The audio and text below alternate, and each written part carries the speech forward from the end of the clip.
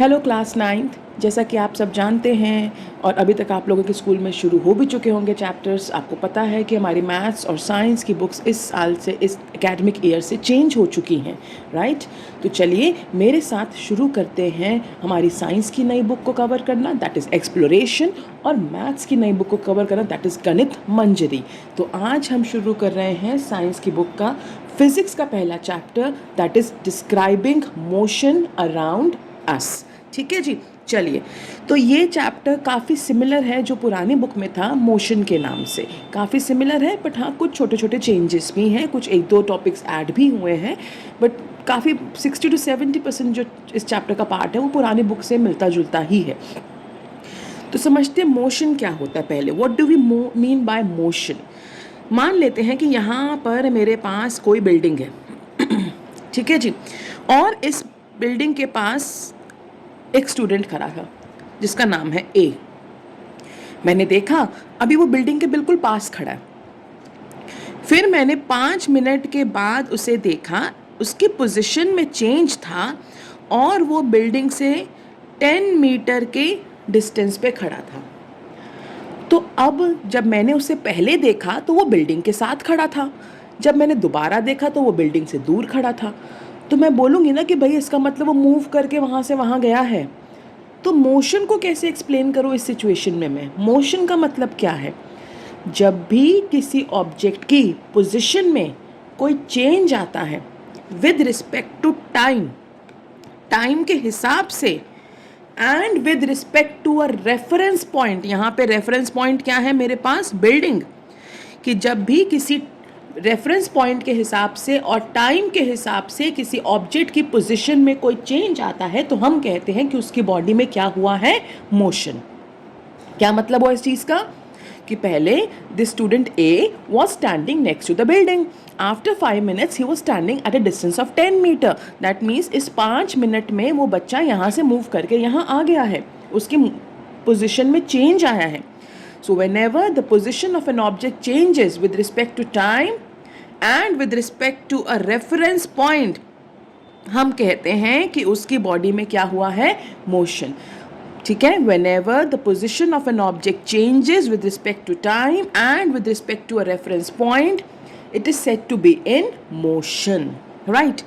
अब किसी भी ऑब्जेक्ट की मोशन को समझाने के लिए हमें दो चीज़ें बहुत ज़रूरी हैं, रेफरेंस पॉइंट एंड टाइम। ठीक है, अब मोशन को समझने के लिए हमारे पास दो कॉन्सेप्ट्स हैं। पहला कॉन्सेप्ट है डिस्टेंस का और दूसरा कॉन्सेप्ट है डिस्प्लेसमेंट का। Now what is distance and what is displacement. Distance तो आप लोगों को फिर भी पता है, आप छोटी क्लासेस से पढ़ते आ रहे हो कि भाई यहाँ से वहाँ गए, मैंने 10 मीटर कवर किया, मैंने 20 मीटर कवर किया, स्कूल मेरे घर से 2 किलोमीटर के डिस्टेंस पर है। तो distance is a commonly use term, उसमें हमें कोई ज़्यादा कन्फ्यूजन नहीं है। बट डिस्टेंस और डिस्प्लेसमेंट में क्या डिफरेंस है। मान लेते हैं कि एक ऑब्जेक्ट पॉइंट ए से मूव करके गया पॉइंट बी तक और उसने कवर किया 2 किलोमीटर, राइट। तो आप बोलोगे डिस्टेंस क्या है, 2 किलोमीटर। मैं कह रही हूं कि डिस्प्लेसमेंट भी 2 किलोमीटर है। अब इसका मतलब क्या हुआ भैया, डिस्प्लेसमेंट का मतलब होता है आपकी इनिशियल यानी कि आपकी जो स्टार्टिंग पोजीशन है वहाँ से आपकी फाइनल यानी जो आपकी एंडिंग पोजीशन है, आपकी इनिशियल और फाइनल पोजीशन के बीच में जो एक स्ट्रेट लाइन बनती है उसकी लेंथ को हम बोलते हैं displacement. It is the straight line between initial and final position, the shortest straight line we can make between your initial and final position, उसकी जो लेंथ होती है उसको हम बोलते हैं डिस्प्लेसमेंट।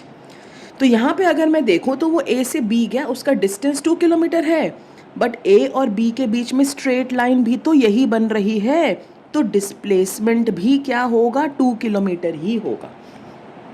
ठीक है, आगे और समझते हैं जिससे और क्लियर हो डिस्प्लेसमेंट आपको। अब मान लेते हैं कि वो बी से चलता हुआ गया सी तक, उसने 3 किलोमीटर और कवर करे। अब आप बोलोगे भाई डिस्टेंस कितना हो गया, पहले 2 था फिर 3, अब डिस्टेंस हो गया 5 किलोमीटर्स। पर डिस्प्लेसमेंट क्या है, मैंने क्या बोला, डिस्प्लेसमेंट है आपकी इनिशियल यानी स्टार्टिंग और आपके फाइनल यानी कि एंडिंग, इनिशियल और फाइनल पोजीशन के बीच में जो एक स्ट्रेट लाइन बनेगी उसकी लेंथ होगी डिस्प्लेसमेंट। तो ये जो AC की लेंथ निकलेगी, जो भी जैसे भी निकलेगी, जैसे भी हम मेजर कर पाए, वो कैसे करेंगे भी हम बाद में सीखेंगे। तो इनिशियल और फाइनल पोजीशन के बीच में जो स्ट्रेट लाइन बनेगी वो होगी डिस्प्लेसमेंट। तो ये वाला पार्ट आपका डिस्प्लेसमेंट होगा। डिस्टेंस जितना भी आपने पाथ कवर किया 2 + 3, distance is total length of the path covered. But displacement क्या होता है? Straight line between initial and final position. चलो अब मान लेते हैं कि C से चलता हुआ वो D तक आ गया, उसने 4 किलोमीटर्स कवर किए। अब डिस्टेंस कितना हो गया भाई? डिस्टेंस क्या बोला मैंने? Total length of the path covered, यानी 2 + 3 + 4 that is 9 kilometres. But displacement क्या है? आपकी इनिशियल और फाइनल के बीच में जो स्ट्रेट लाइन है, ये जो AD की लेंथ निकल के आएगी वो आपको डिस्प्लेसमेंट देगी। फिर मान लेते हैं कि वो D से चलता हुआ वापस A तक पहुंच गया, जहां से शुरू किया था वापस वहीं पहुंच गया और उसने और 3 किलोमीटर कवर किए। तो डिस्टेंस क्या है? Total length of the path cover 2 + 3 + 3 + 4 that will be 12 kilometres. But displacement मैंने क्या बोला? डिस्प्लेसमेंट है इनिशियल और फाइनल पोजीशन के बीच में स्ट्रेट लाइन। अब हमारी इनिशियल पोजीशन भी A है, हमारी फाइनल पोजीशन भी A है, तो स्ट्रेट लाइन कैसे बनेगी? बन ही नहीं सकती। इसीलिए इस केस में डिस्प्लेसमेंट हो जाएगी 0। जब भी आपकी इनिशियल और फाइनल पोजीशन सेम हो जाती है, डिस्प्लेसमेंट हो जाती है 0। तो समझे इस चीज़ को? ध्यान से 2-3 पॉइंट्स जो मैंने बोले उनको हम फटाफट ब्रश अप करेंगे। डिस्टेंस जितना भी आप पाथ कवर कर रहे हो उसकी टोटल लेंथ।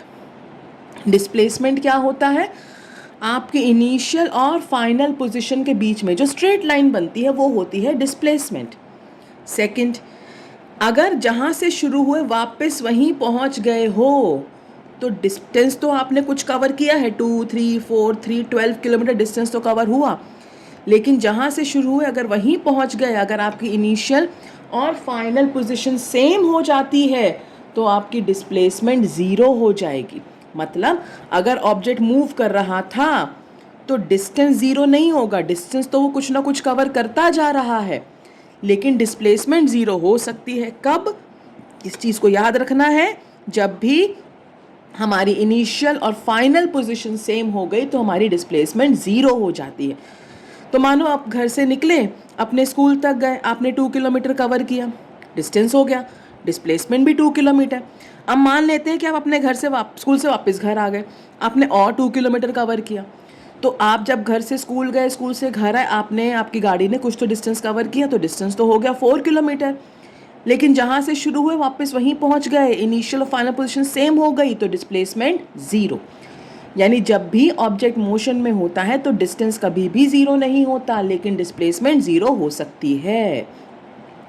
तो अभी मेरे पास 2 डिफरेंसेस आ गए डिस्टेंस और डिस्प्लेसमेंट में। पहला कि distance is the total length of the path covered, और डिस्प्लेसमेंट क्या है भैया? डिस्प्लेसमेंट है इनिशियल और फाइनल पोजीशन के बीच में स्ट्रेट लाइन।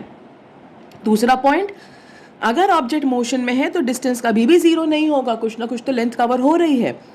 लेकिन अगर ऑब्जेक्ट मोशन में है तो डिस्प्लेसमेंट 0 हो सकती है। कब? जब इनिशियल और फाइनल पोजीशन सेम हो जाए। अब मान लो कि कहीं मुड़े ही नहीं, मुड़ते ही नहीं है, चलते ही जा रहे हैं एक ही डायरेक्शन में, स्ट्रेट ही चलते जा रहे हैं, हाईवे पे चलते जा रहे हो आप, कहीं गाड़ी मुड़ ही नहीं रही, स्ट्रेट ही चल रहे हो। तो भाई डिस्टेंस मान लो आपने कवर किया 4 किलोमीटर, तो डिस्प्लेसमेंट भी तो 4 किलोमीटर ही हुई, क्योंकि डिस्प्लेसमेंट क्या है? इनिशियल और फाइनल में स्ट्रेट लाइन।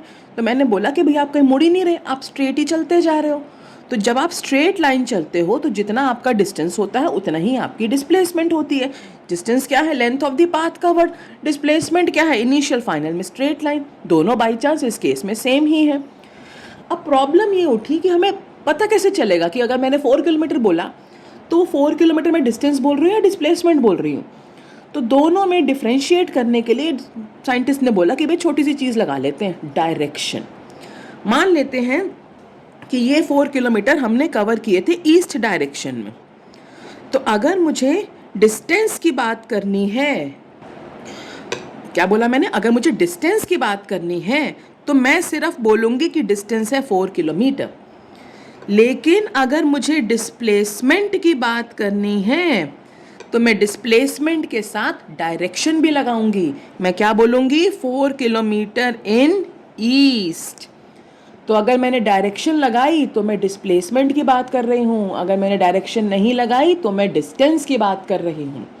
यानी अगर ऑब्जेक्ट स्ट्रेट लाइन में चलता जाता है, कोई डायरेक्शन चेंज नहीं होती, तो जितनी लेंथ कवर हुई वही डिस्टेंस है, वही डिस्प्लेसमेंट है। बट दोनों में डिफ्रेंशिएट करने के लिए हम डायरेक्शन का यूज़ करते हैं। डिस्टेंस में हम डायरेक्शन नहीं बताते, डिस्प्लेसमेंट में हम डायरेक्शन बताते हैं, राइट।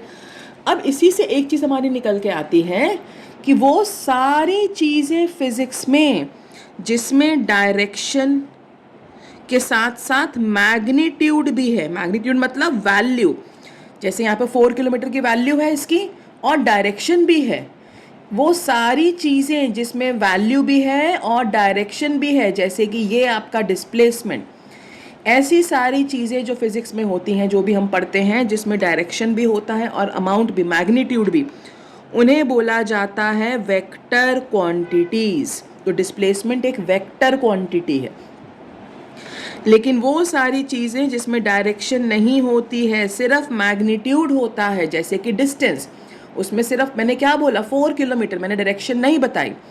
तो फिजिक्स में वो सारी चीज़ें जिसमें डायरेक्शन नहीं होती, सिर्फ एक वैल्यू होती है, एक मैग्नीट्यूड होता है, उन्हें बोला जाता है स्केलर क्वांटिटीज़।